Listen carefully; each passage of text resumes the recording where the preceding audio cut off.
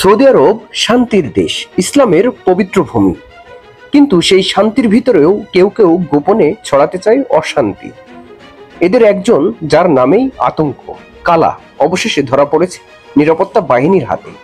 সৌদির স্বরাষ্ট্র মন্ত্রণালয় নিশ্চিন্ত করেছে এই ব্যক্তি দীর্ঘদিন ধরে সন্ত্রাসে, অর্থায়ন, চোরাচালান, অস্ত্র সংগ্রহ এবং রাষ্ট্রবিরোধী ষড়যন্ত্রে জড়িত।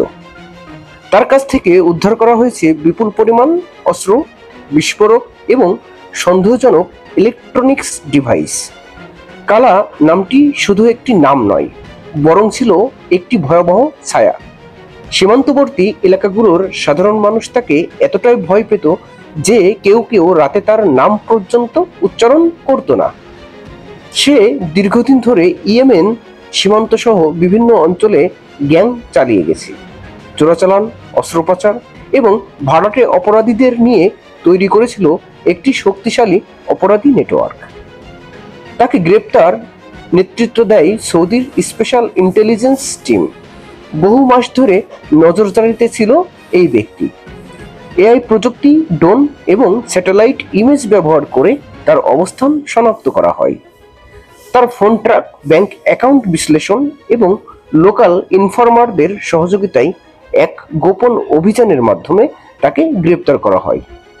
এই অভিযান পরিচালিত হয় সৌদির দক্ষিণ পশ্চিম সীমান্তের এক প্রত্যন্ত এলাকায়। গ্রেপ্তারের পর সৌদি স্বরাষ্ট্র মন্ত্রণালয়ের মুখপাত্র বলেন, রাষ্ট্রবিরোধী যে কোনো কাজের বিরুদ্ধে সৌদি জিরো টলারেন্স নীতি অনুসরণ করে চলবে। কাউকে ছাড় দেওয়া হবে না। এটি শুধু একজন সন্ত্রাসীর পতন নয়, বরং সৌদি সরকারের নিরাপত্তা কাঠামোর সফলতার প্রতীক। কালা এখন আইনের হাতে। তার অপরাধের বিচার হবে দেশের প্রচলিত আইন অনুযায়ী। তবে এই ঘটনা আবারও প্রমাণ করল, আজকের সৌদি আরবে সন্ত্রাসের কোনো স্থান নেই। রাষ্ট্রবিরোধী ষড়যন্ত্র হোক বা সীমান্ত চোরাচালান, কেউ পার পাবে না। গ্রেপ্তার হওয়া কালা আমাদের একটি গুরুত্বপূর্ণ বার্তা দেয়, আইনের হাত অনেক দীর্ঘ আর ন্যায়ের পথ নির্ভরযোগ্য।